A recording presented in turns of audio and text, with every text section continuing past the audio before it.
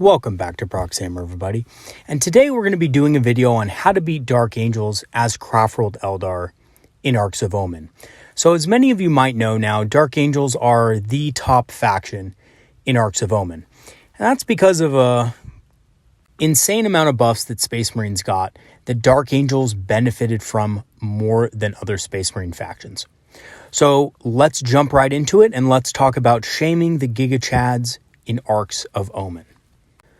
So before we do that, I do want to do a quick overview of what we're going to be talking about today in this video. We're going to be looking at first why Dark Angels are the #1 competitive faction in Arks of Omen.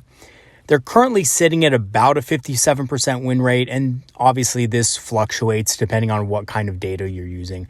But throughout all the different kinds of data that have been collected on Dark Angels, it's widely considered the best army right now in Arks of Omen, and typically sitting at well above 50%. We're also going to be looking at the Dark Angel army abilities, most feared units, relics, warlord traits, stratagems, and of course, psychic powers. We're going to be looking at the effective counters to both the Deathwing and Ravenwing units. And in case you guys don't know, Deathwing is basically the Terminator units, and Ravenwing is basically the bikers and spear units of the army. And lastly, I'm going to give you guys some general tips and tricks for countering the Dark Angels game plan. So I have in fact been playing several games, probably close to 10 games now against our local Dark Angels player.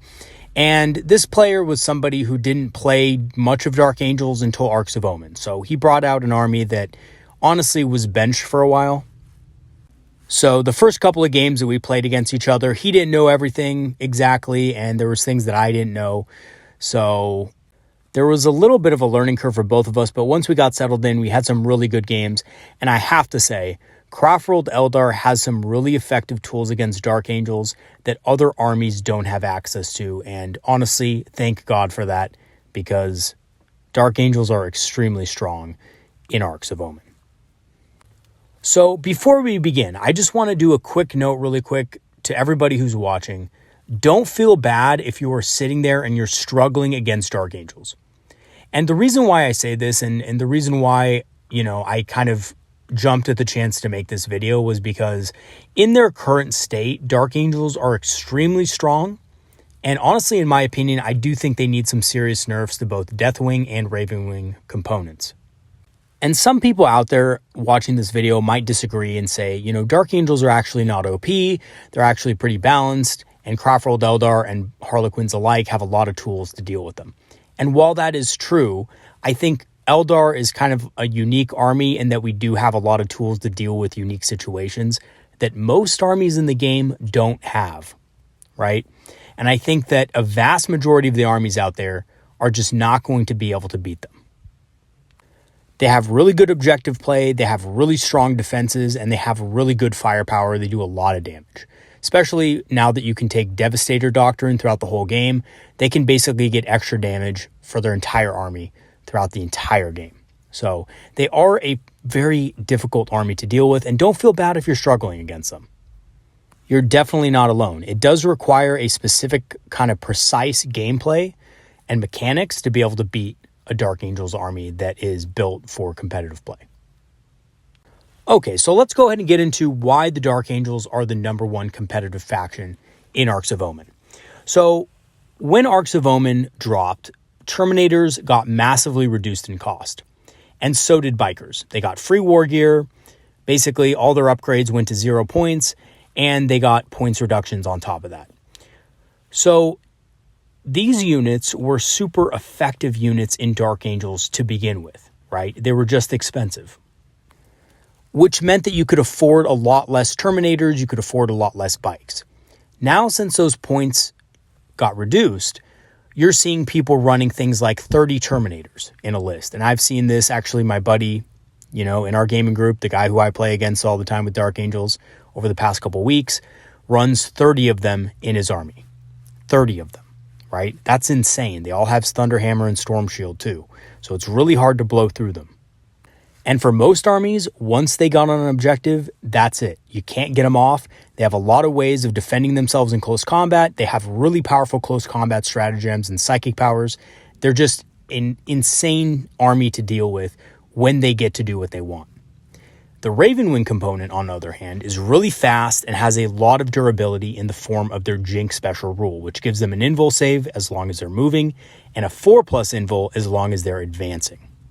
So even though these guys are quite a bit less durable than Terminators, they still have a decent amount of durability for the speed that they have. And this is a more minor part of it, but plasma weapons are much more effective now that AOC is gone. So Armor of Contempt is gone from the game, plasma weapons are making a resurgence, and of course, Dark Angels do plasma the best, right? They're free on their warriors, they're free on their Space Marines and stuff like that, and they can field a lot of it if they want to. And lastly, they have a lot of low investment psychic denial. So whether it be a Chief Librarian using a extended range psychic hood, or whether it just be their Terminator units, which can all basically deny a psychic power once per game, they have a lot of low investment psychic denial, which a lot of Space Marine armies just do not have, right? For regular Space Marine armies, they need to pay the points for a Librarian, and even then, it's just one denial chance per turn. It's not really that great.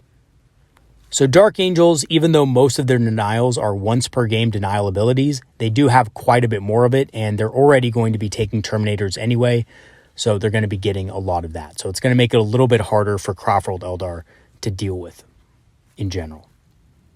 So a quick look at the first company and second company special rules. So this is what makes Dark Angels especially hard to deal with when they're trying to play the objective game, because all of their units are basically going to have objectives secured if built correctly. If they choose first company, all of their Deathwing Terminator units are getting objective secured. That includes their characters. And if you choose second company, all their Ravenwing components are getting objective secured. So either way, it's a really difficult challenge to overcome, right? It was hard enough to be able to kill 10 Terminators in the first place, but now you're telling me that I can't even steal an objective away from them because they have objective secured, and because their base sizes are so big, I can barely get my units on the objective, right? So this is actually a very powerful ability and makes Dark Angels able to compete very well in the realm of objective play. And also, they do have basically a special rule that guarantees that Ravenwing and Deathwing units that do not have the Inner Circle or Jink abilities to gain those abilities. So any Ravenwing unit gains a Jink ability, and any kind of Deathwing unit will gain the Inner Circle ability. And speaking of Inner Circle, this is basically what it does, and this is why Dark Angels Terminators are widely considered very OP right now. So basically, this works for all infantry as well. Infantry with Inner Circle, which typically includes Terminators, but you can upgrade some units to have Inner Circle as well, just depending on what that unit is, gets Transhuman. So Transhuman basically means that on rolls of 1 to 3, unmodified, that wound roll fails. Typically in Space Marine armies, this is an ability that they can only use once per turn. So it's sparing, right? It's balanced. It's something that's very powerful, but can only be used once. So Inner Circle gets this at all times against all attacks. Range attacks, melee attacks, everything. Any wound roll of a 1 to 3 will automatically fail. Now, this will not work, no matter what your opponent says. This will not work against things like Witchblades and things that auto-wound. So again, things like Singing Spears or anything that has an unmodified wound roll, the attacker will always get rules priority in that case. So if you're attacking with a Troop Master that has the Veiled King pivotal roll, you're always still going to be wounding on 2+, and that Transhuman is not going to take effect. But against a wide array of weaponry, this is going to be a huge buff to their durability. And it just also kind of makes it harder for Inner Circle units to fall back. But I guarantee you, they're never going to be wanting to do this with their Terminator units. They're not going to want to fall back with their Terminators. They're usually going to want to stick in and fight. Okay, and for the second component, the Jink special rule. So Ravenwing units that move gain a 5+ invulnerable save against range attacks, and that save is increased to a 4+ invulnerable save when advancing.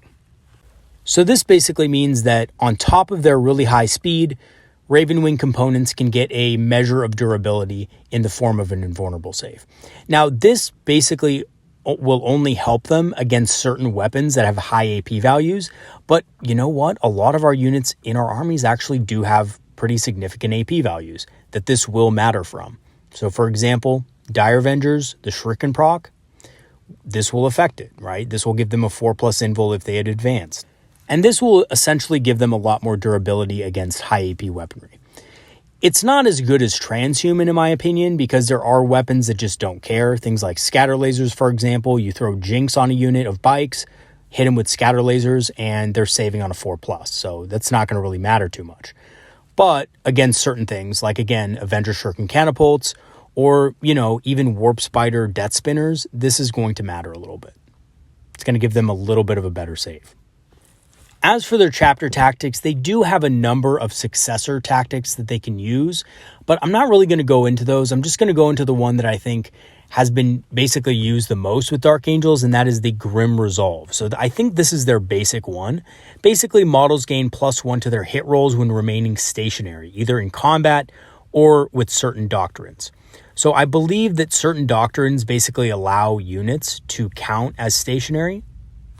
I'm not exactly sure what it's called again, the combat doctrine that allows them to basically count as being stationary, but I know that they have one of them, and then they will get +1 to hit to that roll, right? This also basically is really good in close combat because consolidation moves and pile-in moves do not count as movement for this purpose. So a unit of Terminators stuck in close combat that has been charged will get a +1 to hit against enemy units, which is extremely powerful because it basically negates the negative penalty to wielding a Thunderhammer. They also automatically pass combat attrition tests. Now, this isn't a leadership check, so they make their leadership. If they fail their leadership check, they still lose a model, but they just don't lose any additional models. So it's pretty powerful, actually. And believe it or not, on big Terminator units, this is a great way of saving models. And that's why I think most players take it, because they're taking these big units that are healing themselves and are basically just really hard to take down. So when you do manage to take down 4 or 5 of them in a single round and you don't finish the squad, this basically guarantees that the rest of them aren't going to run away.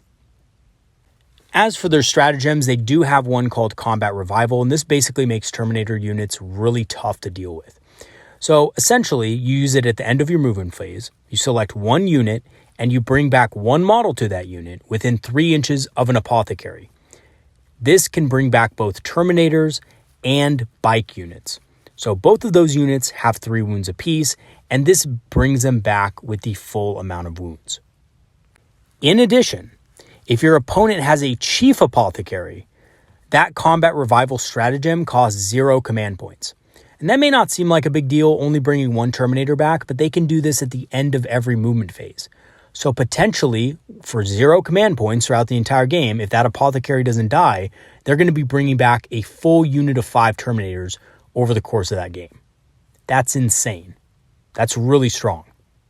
And not to mention, Apothecaries already have several abilities that allow the Terminators to become even tougher by healing them for D3 a turn, the full 3 if it's a Chief Apothecary, that is, and also in addition to that, giving them a 6+ Feel No Pain.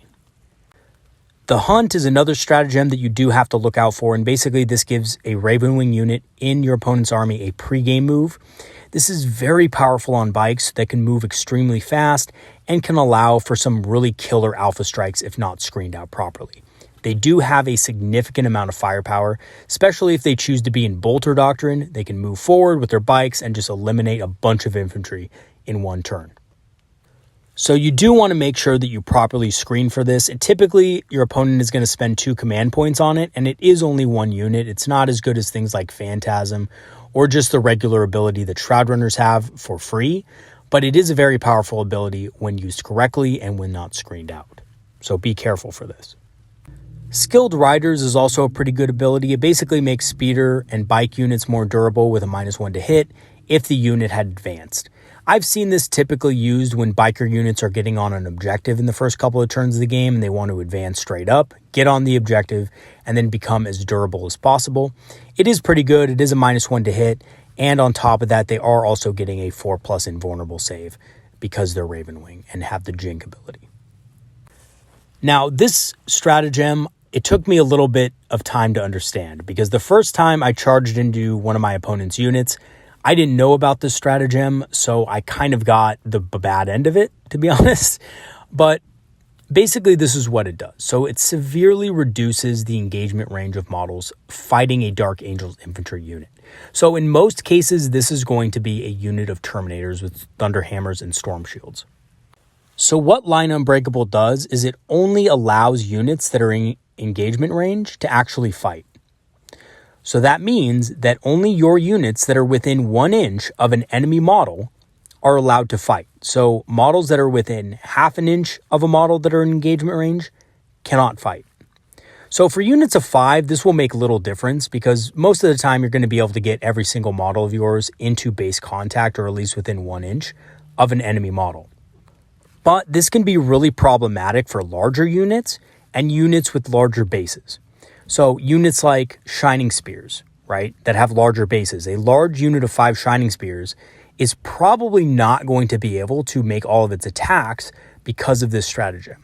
Same thing with huge units, right? If you have a squad of 10 Striking Scorpions, for example, it's going to be very hard for your unit to actually be able to get its full amount of attacks.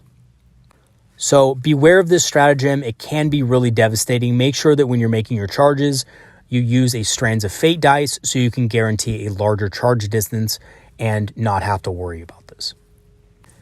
As for the Deathwing Warlord traits, basically there's just one that I've seen used. And again, my buddy actually forgot to use this the first time we played when I played as Dark Angels with my Wraith Knight list. And we actually found out we got a lot of things wrong that game. But basically, this is a once per game unlimited range auto psychic denial. So this is a very powerful ability, but luckily it's only able to be used once per game. And honestly, in my experience, it's mostly been used at the very beginning when most of your force is intact and, it's used to deny things like a key guide or key doom or maybe even a warp ritual opportunity. But in general, it's only used once. And it's an auto deny. So it basically means that no matter what you do with your psychic power, unless you have the Ghost Helm of Al-Shazir, which will override this, but if you don't have that, unfortunately, your power is just not going to be able to go off. And then we come to the Chief Apothecary. So only one of these can be upgraded to a Chief Apothecary from a regular Apothecary, but there's a few key differences. One, the Chief Apothecary makes the Combat Revival stratagem I talked about earlier cost 0 command points, and the Combat Restorative ability always heals for the full 3 wounds. So this is extremely powerful because not only are you getting a free stratagem every turn, but you're also able to heal the full amount of wounds of a Terminator unit. So basically, if you have a Terminator with 1 wound left, you can revive it to the full amount of wounds. Now, this doesn't allow you to bring a destroyed model back to the unit, right? So it has to be a model that is already on the table, so thus alive. So a Terminator with 0 wounds couldn't benefit from this. But it does give a little bit of extra durability. And honestly, most of the time, if you are just shooting at those Terminators and you don't kill them, there is probably going to be a Terminator with 1 or 2 wounds left that is going to be healed to full as a result of this ability. Which is why it's really important that if you are going to be shooting at those Terminators, you make sure you do as much damage as possible and hopefully kill that unit that turn. They also have the Rites of Initiation. So this basically is a special rule in the Dark Angels army that allows non-Deathwing units to become Deathwing units with all of the buffs that come with it. So Captains, Primaris Lieutenants with Storm Shields, Dreadnoughts, Land Raiders, Repulsors, Storm Ravens, which probably won't be seen, and transports that can transport Terminator models. So unfortunately not rhinos, right? So luckily they made the distinction there because honestly that'd be pretty annoying to have an army full of rhinos with transhuman. But basically this allows these units to get transhuman and all the buffs that Deathwing units get. This can be extremely powerful on things like Land Raiders and Dreadnoughts. Personally, I haven't really seen this that much though. I have to be honest. I've seen most people just bring a lot of Terminators, right? But yeah, this is an ability that allows other units to gain the effects of the inner circle. So it's pretty powerful as well. As for Dark Angel's ability to deny psychic powers, they have some pretty good abilities here. So the Psychic Hood is something that pretty much every librarian has, but Dark Angels do it a little bit better. So this allows Dark Angels librarians to gain +1 to denials when within 12 inches of an enemy casting a psychic power.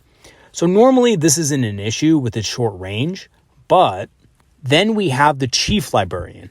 And the Chief Librarian has a relic called the Neural Shroud, which increases the range of the bearer's psychic hood to 24 inches. So this makes it a lot more problematic. And to be honest with you, there are a couple of psychic powers that librarians of the Dark Angels have access to, which are extremely powerful and useful to have in games.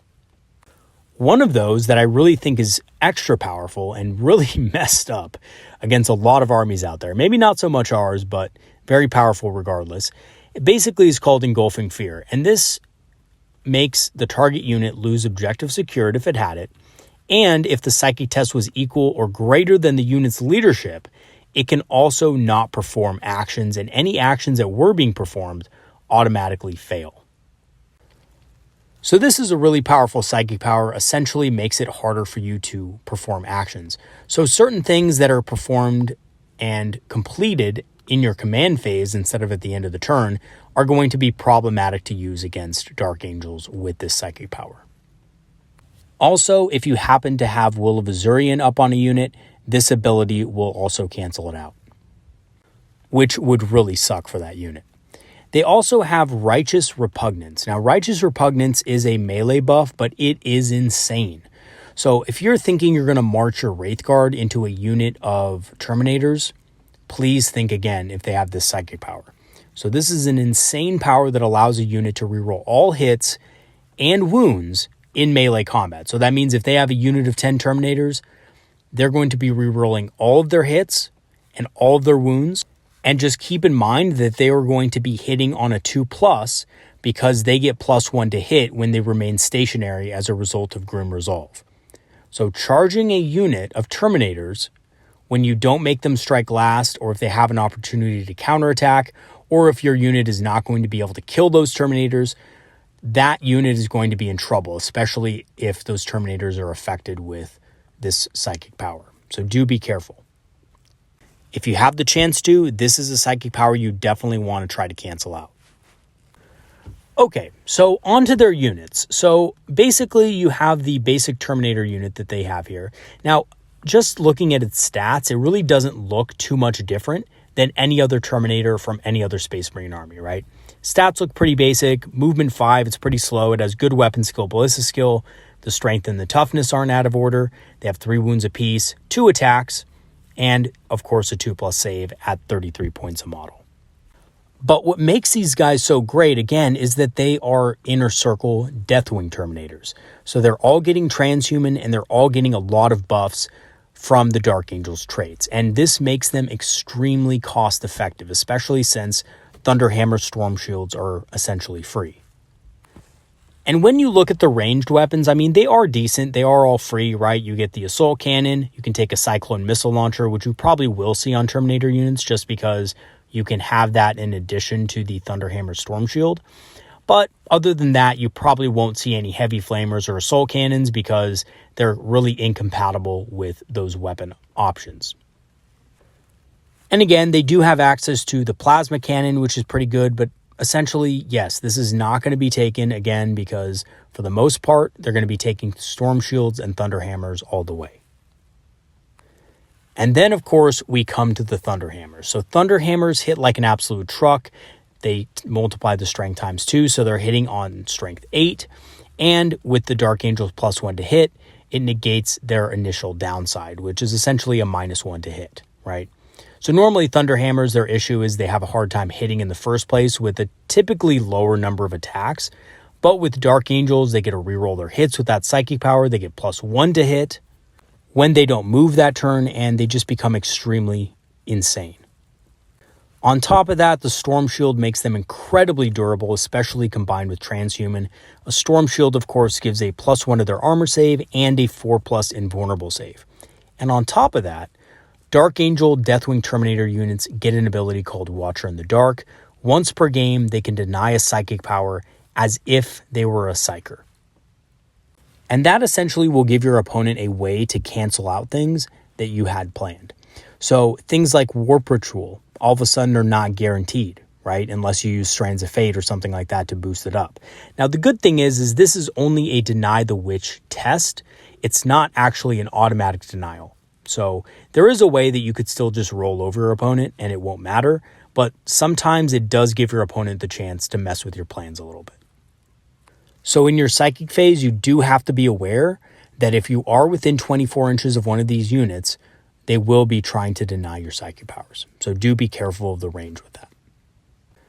And of course, they have the core and Deathwing keywords for all of the nice stratagems that they get.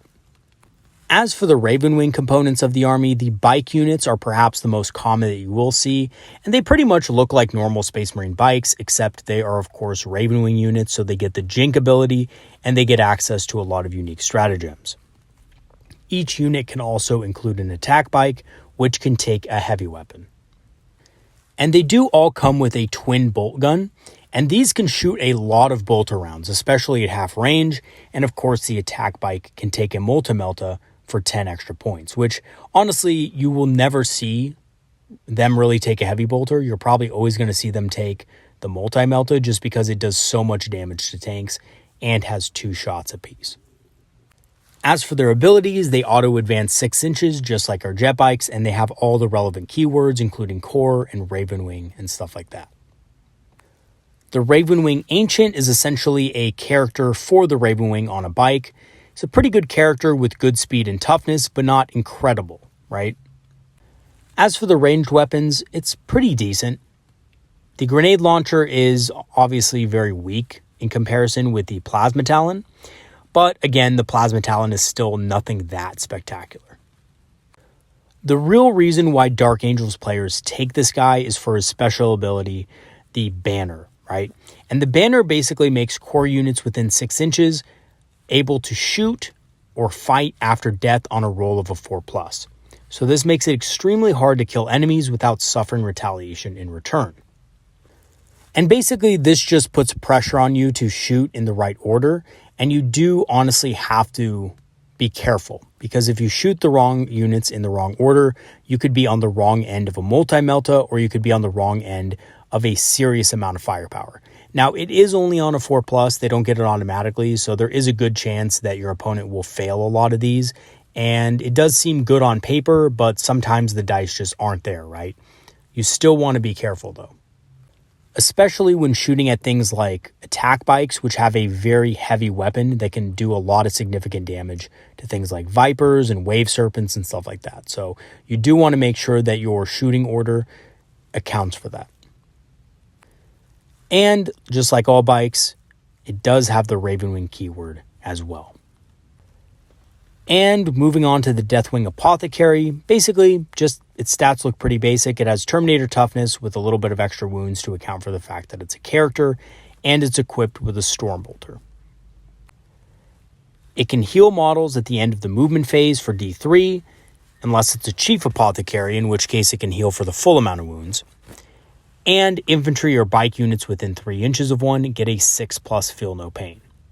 So this is insane. So on top of all the other stuff that they have, they're also going to be getting a 6+ feel no pain on their Terminators. And honestly, you'll probably never come across any Dark Angels player that's running a lot of Terminators without a couple of these. And of course, they also have the Deathwing and Apothecary keywords for the relevant stratagems. And then, of course, we come to attack bikes. So attack bikes are basically like regular bikes. They are more expensive, but they're slightly tougher than regular bikes, but not for the cost. So they only have 1 more wound than regular bikes. They're actually pretty much easier to kill for the points. The benefit of taking tack bikes, though, is that they get free multi-meltas, and you're able to honestly take more bikes. That's basically the reason why you use them.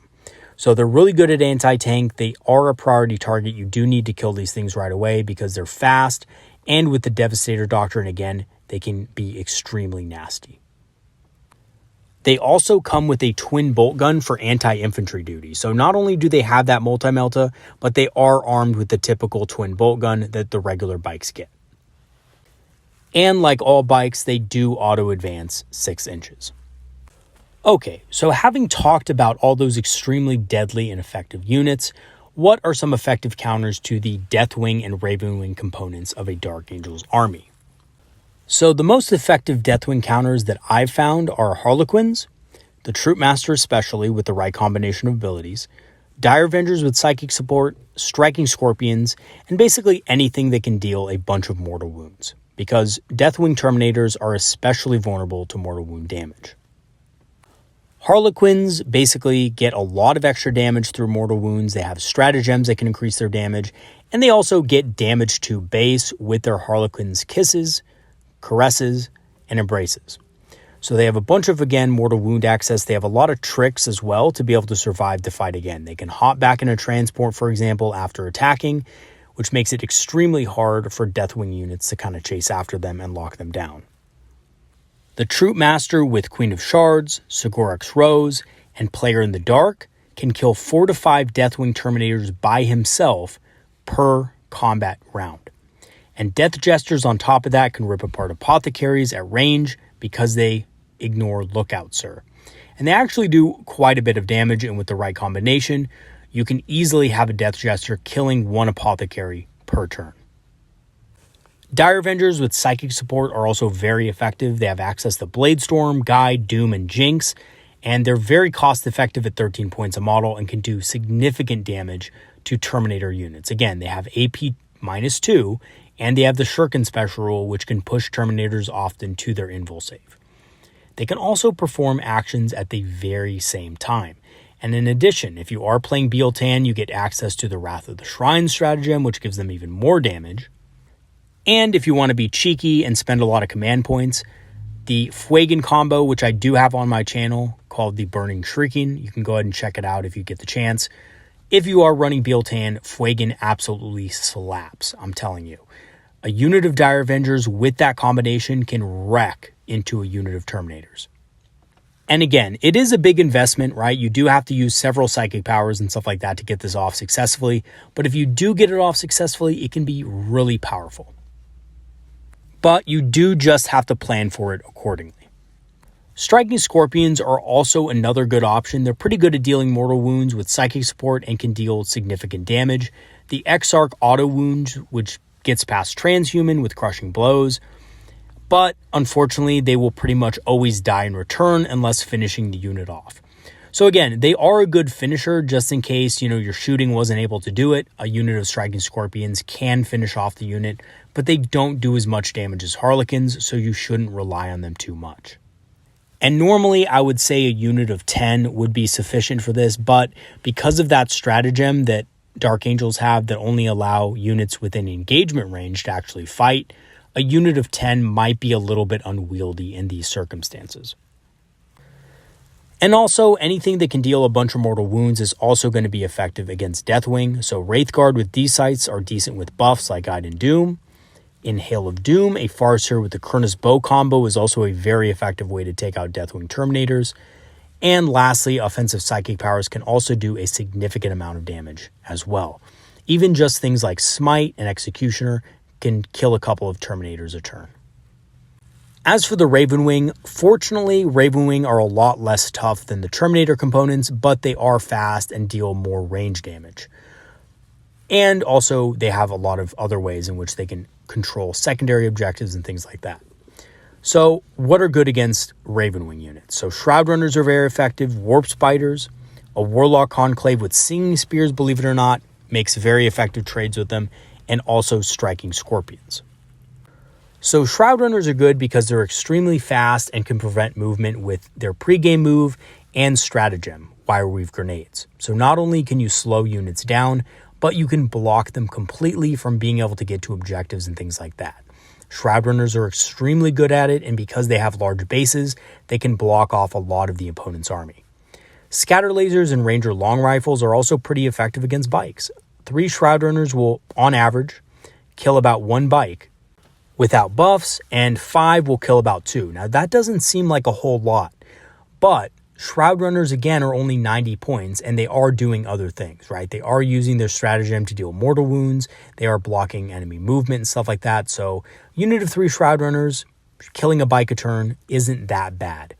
And when you consider you could cast psychic powers, right, like Jinx or something like that to lower the save even further, they do a lot better at that point. Warp Spiders are also extremely effective because Death Spinners on average have a lot of shots, they wound on 3+, and bring bikes down to their invulnerable save of a 5+, typically. If they had advanced, the Warp Spiders will be hitting against a 4+, but even still, that's pretty good.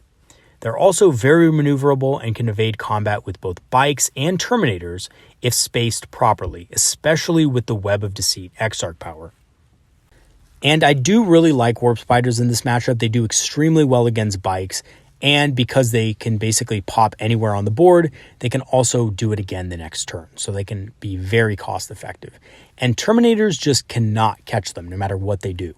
So Terminators having speed 5 are just never going to catch them. And then of course bikes are pretty fast as well, but with a 2d6 battle focus, which can be rerolled with the Stratagem and Flicker Jump, it makes it really hard for even Dark Angel's bike units to lock them down in close combat. And then we come to the Warlock Conclave with Singing Spears. So I know Warlocks recently got nerfed and they all got increased by 5 points a model. So with the Singing Spear, they are 30 points a model, but that puts them at exactly the same cost as a regular bike.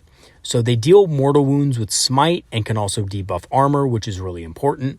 Their Singing Spears will always wound on a 2+ in combat and can be thrown at strength 9 for 3 damage each attack. So that's pretty good as well. So for their points, they compare very well. Again, 30 points for 30 points. And with between Smite, throwing their Singing Spears, and of course charging into combat, they can wipe out a bike unit in a single turn and be a pretty significant threat to your opponent if he's keeping his bikes together. Striking Scorpions are also really effective against bike units. They can hit them from advanced positions with a pretty high strength, strength 5. They deal mortal wounds, and they have an auto-wounding Exarch.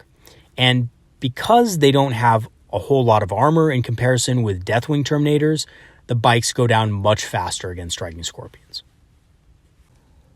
So my general tips and tricks for countering the Dark Angel's game plan is essentially this. So use your units of Shroud Runners, Rangers, and Wind Riders to movement block their bikes as soon as possible. So if you get first turn, you should be using small units of Shroud Runners or Rangers to basically block them off and prevent their bikes from getting on objectives to set up things like banners and stuff like that. That should be your first priority. And yes, you will probably lose your Rangers, but it is a good trade. Because once those Terminators get on those objectives, it is going to be extremely hard to move them off, and those banners are probably going to be up for a majority of the game. Also, try to focus fire the Deathwing Terminators a unit at a time and use debuffs to your advantage to do so. So don't try to just spread your fire out among the Terminator units. You're not going to kill all of them in a game. Usually what I would try to do is focus on killing 2 of the units and leaving the other unit on one side of the table alone. And yes, they will score primary points with their Terminators. There's nothing you can really do about it. You can just make it harder for them to do so. And how you do that is using units like Vipers to slow down the enemy advance and again, prevent the units from getting onto the objectives in the first place. Big Terminator units are very slow. Even though they can advance, they're still pretty slow, and your Vipers can easily get into a position to block their movement to prevent them from getting on objectives. And again, yes, you will probably lose the Viper, but who cares, right? If you use the Viper properly, you can prevent the enemy from getting on an objective in time, and then the course and pace of the battle will be set by you rather than your opponent. And lastly, prioritize killing Ravenwing units early in the game. So Ravenwing units don't have the durability that the Terminators do and are much more susceptible to things like scatter lasers and weapons that we have more easy access to in our armies. So definitely try to prioritize killing them so that they can't complete secondaries properly and they can't get to be able to, set up on you, essentially. If the Ravenwing units do get first turn, just make sure you, again, use your advanced deployment units to block them off and make sure that they can't get their pregame moves off and can't get to objectives in time to set up banners. And if you're able to accomplish all these things in a game, you will beat your opponent. And simply put, Dark Angels do one thing and one thing really well, and that is use their Ravenwing components to get on objectives, set up banners, and control the pace of the battle, and then bring up their Deathwing to sit on the objectives and make it impossible for you to move them. And then they just score a bunch of points from there. And most armies cannot really handle this because they do not have the mobility or the specialized tools to deal with either Ravenwing or Deathwing components, which is why Deathwing and Ravenwing units are so powerful now in Arks of Omen, and Dark Angels are just destroying the meta, right? But if you know what the Dark Angels are going to do beforehand, you can easily prevent it with Eldar units. Again, we have a lot of access to cheap advanced deployment units like Rangers and Shroud Runners, and we have a lot of access to specialized tools that can deal with the heavier units as well. I mean, we can take Harlequin patrols, which are extremely effective against Deathwing Terminators, and we do have easy access to units like Dire Avengers as well, who are also pretty cost effective. So in conclusion, I think Dark Angels in general are, they're tough to beat in their current state, and they have massive durability, speed, and damage to go along with it.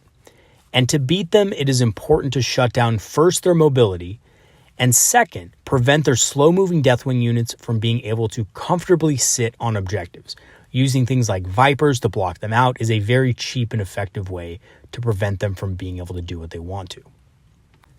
And again, luckily for us, Craftworlds have some unique tools that can be used to get around the abnormal durability of Dark Angel units. Again, we have debuffs like Doom, we have buffs like Guide and Jinx that can really cut Dark Angel units down to the proper size. And not to mention Harlequins, but if you are running a patrol of them, Harlequins can be extremely effective against Dark Angel Terminator units as well, and trade extremely efficiently against them. And actually, including the Troop Master, if you have a Troop Master and a unit of 5 Harlequins charging into a unit of 10 Deathwing, on average rolls, you'll be able to kill most of them in the unit and then hop back to the safety of your transport. So Harlequins are probably one of the best tools we have for dealing with Deathwing Terminators in their current state. So, I'm not advocating that you tailor or anything like that, but if you are struggling against Dark Angels with your Craftworld Eldar, Harlequins can help a good deal with that. All right, everybody, that's going to be it for today's video. I hope you guys enjoyed it. Coming up later this week, we have a video on the Hemlock Wraithfighter and the Crimson Hunter coming out and seeing if they're still viable in Arks of Omen, considering they have to be put in reserve now. And we have a lot of good content planned ahead as well. I'll go ahead and leave my Patreon and PayPal links in the description if you do want to support the channel further. Thank you so much for those of you who have supported. I really appreciate it. And yeah, have a good one, everybody. Peace out. See you guys later. And as always, have some good games this weekend. All right, everybody. See you later.